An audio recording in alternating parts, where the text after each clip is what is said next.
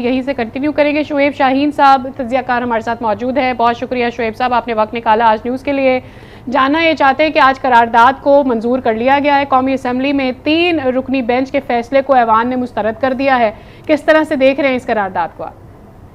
देखिए, पहली बात तो यह है कि करारदाद की कोई लीगल और कॉन्स्टिट्यूशनल वैल्यू नहीं है against the judgment of the supreme court and against the provisions of the constitution.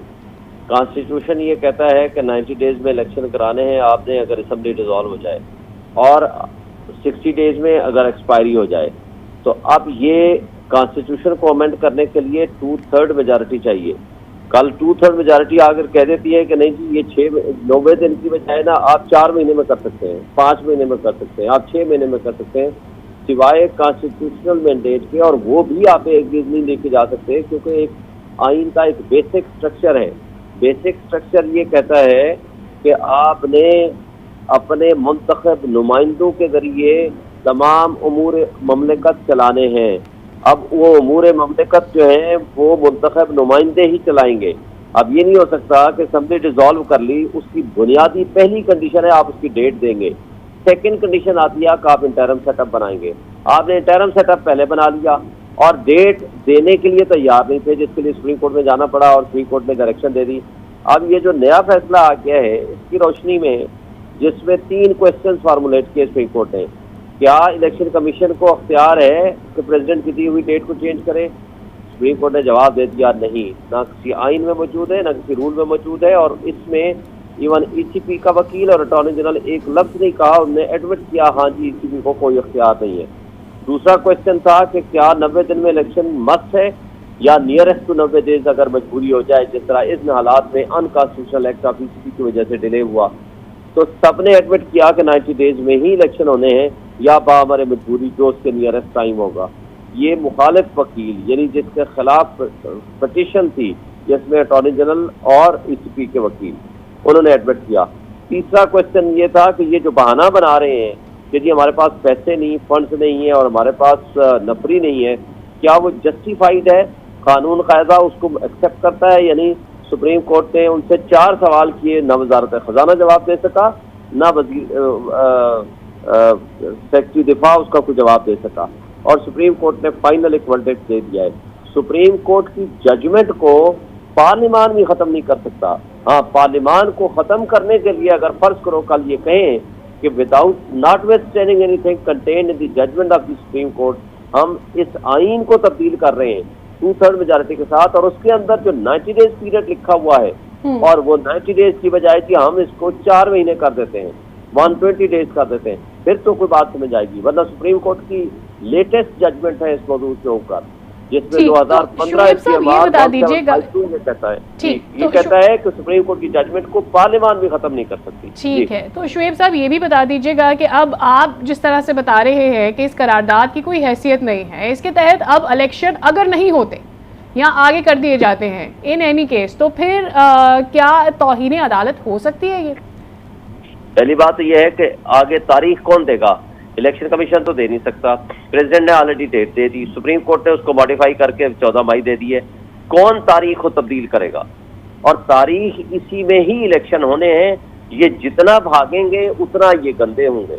और हाँ, ये कोई नफरी नहीं देंगे, ये कोई पैसे नहीं रिलीज करेंगे, तो जो जो इसमें रिस्पॉन्सिबल होगा वो तौहीन अदालत में अंदर भी जाएगा, जेल भी जाएगा, वो अनक्वालिफाइड भी होगा, उसके खिलाफ नाअहलियत का केस भी बनेगा और तौहीन आइन भी होगा। तौहीन आइन वो है कि जो आर्टिकल 6 है, यानी आप आइन को मुअत्तल करने जा रहे हैं, आइन को सस्पेंड और एब्रोगेट करने जा रहे हैं।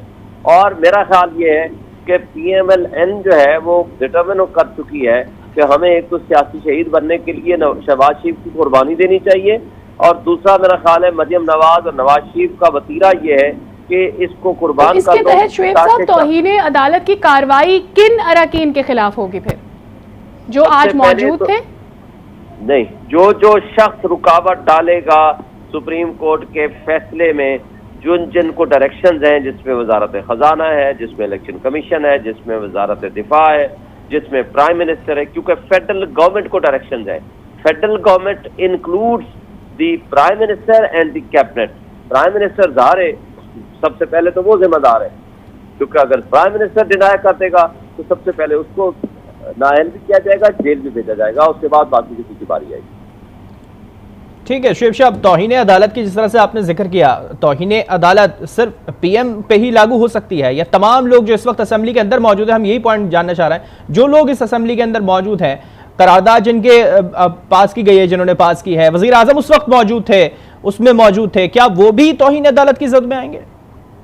मेरा ख्याल है उससे पहले उस वक्त तक शायद नौबत तौहीन अदालत में तो आता है। आप ये जो कुछ फ्रॉड कर रहे हैं, ये आर्टिकल 68 की वायलेशन है। आर्टिकल 68 कहता है कि जजेस के मुतालिक एक लफ्ज आप नहीं कहेंगे सुप्रीम कोर्ट पार्लियामान के अंदर, लेकिन ये पार्लियामान में जो कुछ कर रहे हैं, अदलिया पे अटैक कर रहे हैं, ब्लैकमेल कर रहे हैं, उनकी तौहीन कर रहे हैं, तो उनके खिलाफ बिल्कुल एक्शन हो सकता है।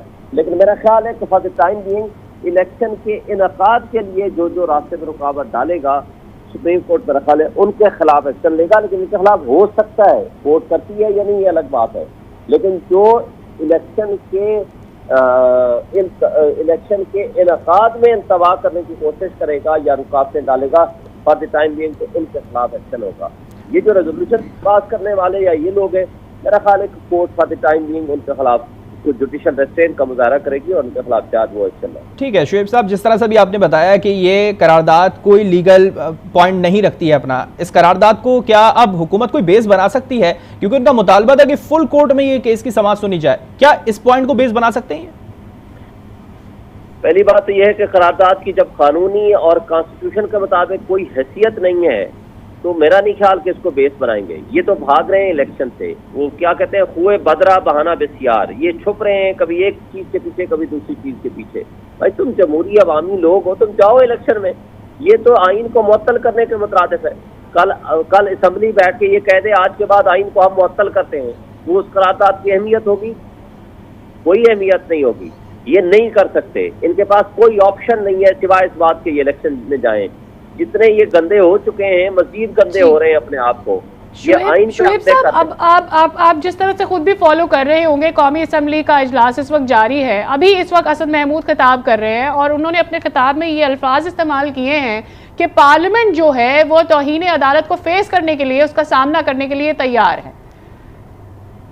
पार्लियामान ने क्या करना है? पार्लियामान गलत काम करेगी तो ठीक है, जिसके खिलाफ एक्शन होना है वो होगा, उसमें कोई कानून सबके लिए बराबर है।